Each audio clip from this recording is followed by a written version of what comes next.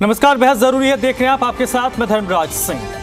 किसान एक बार फिर से सरकार की सिरदर्दी बढ़ा सकते हैं। अपनी मांगों को लेकर हरियाणा में किसानों ने 3 दिवसीय महापड़ाव लगा दिया है। किसानों के इस महापड़ाव का आज दूसरा दिन है। पंचकुला के सेक्टर 5 स्थित धरना स्थल पर किसान मजदूर महापड़ाव पर बैठे हैं। किसानों के महापड़ाव को कई और संगठनों का साथ मिल रहा है। 28 नवंबर यानी कि मंगलवार को पंचकुला में इकट्ठा हुए किसान हरियाणा के राज्यपाल से मिलने के लिए चंडीगढ़ कूच करेंगे। किसानों ने एमएसपी गारंटी कानून, स्वामीनाथन आयोग की रिपोर्ट लागू करने समेत कई मांगों को लेकर महापड़ाव डाला हुआ है। एक बड़ी बात है सोचने की, यदि सरकार पंचकुला के सेक्टर 5 धरना स्थल पर मौजूद है और आपको बता दें कि जिस तरीके से कल से किसान मजदूर महापड़ाव जो है पंचकुला के सेक्टर 5 धरना स्थल पर लगाया गया है। पंचकुला से 20 संगठन इकट्ठा होकर जो है ये महापड़ाव यहाँ पर कर रहे हैं और तमाम इनकी मांगे हैं, इनसे बातचीत करते हैं। जी आज दूसरा दिन है, किस तरीके से ये कल की तैयारी कर रहे हैं कि कल इन्होंने राज्य भवन का घेराव करना है, उनका क्या कुछ कहना है। मैम क्या नाम है आपका? मेरा नाम रवा है, CI2 जिला प्रधान पंचकुला से। जो 3 दिन का महापड़ाव था, पूरे स्टेट लेवल की आह्वान था ट्रेड यूनियन किसान संयुक्त किसान मोर्चा के आह्वान पे कि जो 13 महीना किसानों का आंदोलन चला था, उसमें जिस तरीका लखीमपुर खीरी का हादसा लगा लो, किस तरीका से जो हिंसा की गई और जो कि सरकार ने ये कहा था कि हम जितनी भी किसानों की मांगे हैं वो पूरी करेंगे, लेकिन उस पर खड़ी सरकार नहीं।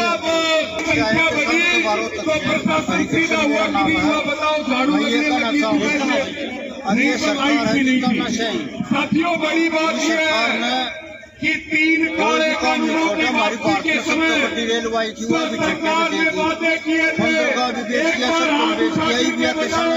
कि एमएसपी गारंटी कानून का वादा पूरा हुआ क्या? मांग करी थी, कितने दिन बाद पूरा क्या?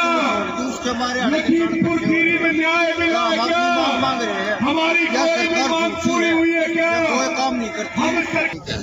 13 महीने का जो आंदोलन रहा, उस आंदोलन के अंदर सरकार ने मोदी ने एक बात कही थी कि मैं अपना जो ये काले कानून है वापिस ले आऊं और बाकी आपके जो मांग मुद्दे हैं उन पर मैं कमेटी बनाता हूँ। मुख्य तो पर मांग थी एमएसपी का, दूसरी मांग थी स्वामीनाथन आयोग की रिपोर्ट, तीसरी मांग थी हमारी कर्जा मुक्ति की, चौथी मांग थी हमारी महंगाई पर रोक लगाने की है। इस तरह हमारी और मांगे हैं।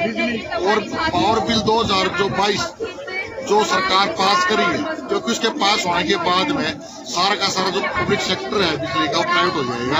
आज किसानों जैसे मेरा जो एरिया है वहाँ पर ट्यूबवेल की जो है सारे साल में सस्ते रेट पर बिजली में मिलती है। अगर प्राइवेट कंपनी की चली गई तो उसका रेट 30 गुना बढ़ जाएगा।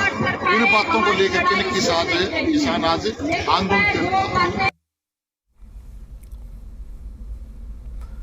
वह किसानों के मुद्दे पर हरियाणा में राजनीतिक बयानबाजी भी हो रही है। हरियाणा बीजेपी अध्यक्ष नायब सैनी मौजूदा सरकार को किसान हितैषी सरकार बता रहे हैं, तो विपक्ष किसानों के मुद्दे पर सरकार को घेर रहा है।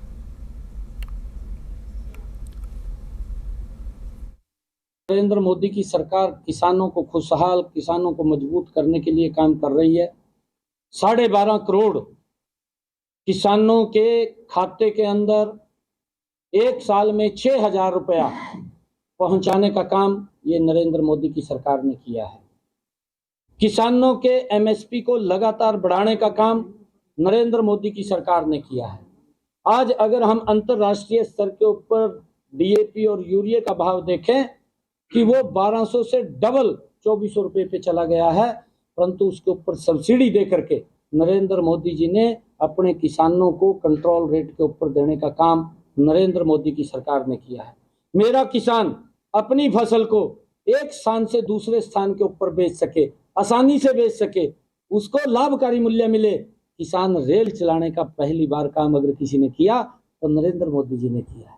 किसानों के वेलफेयर के लिए अगर किसान की फसल का खराबा होता है तो उसका मुआवजा देने का प्रधानमंत्री फसल बीमा योजना के माध्यम से पहली बार नरेंद्र मोदी जी ने किया है। कांग्रेस की सरकार के अंदर जब किसान की फसल का खराबा होता था तो कांग्रेस ने कितना मुआवजा दिया, और मनोहर लाल जी की सरकार ने इन 9 वर्षों के अंदर अगर किसान की फसल का खराबा हुआ है तो कितना मुआवजा दिया। मैं अगर गलत नहीं हूं, मेरे ख्याल से 3 गुना 4 गुना ज्यादा कांग्रेस के 10 वर्षों से मुआवजा देने का काम ये मनोहर लाल जी की सरकार ने किया है। भाजपा सरकार ने किसान की फसल एमएसपी पे खरीदने की बात कही थी। आज किसान एमएसपी की गारंटी के लिए धरना प्रदर्शन करने पर मजबूर है। यहाँ तक कि प्रधानमंत्री नरेंद्र मोदी जी ने कहा था कि हम किसान की आय 2 गुना करेंगे, मगर किसान की आय तो 2 गुना नहीं की, मगर खर्चे किसान के 2 गुना जरूर कर दिए। मेरी केंद्र सरकार से, प्रधानमंत्री जी से अपील है, प्रधानमंत्री जी ने जो वायदा किया था एमएसपी पर अनाज खरीदने की गारंटी का, सरकार एमएसपी पर अनाज किसानों का खरीदे और किसान की आय 2 गुना करने का जो वायदा वो पूरा करे।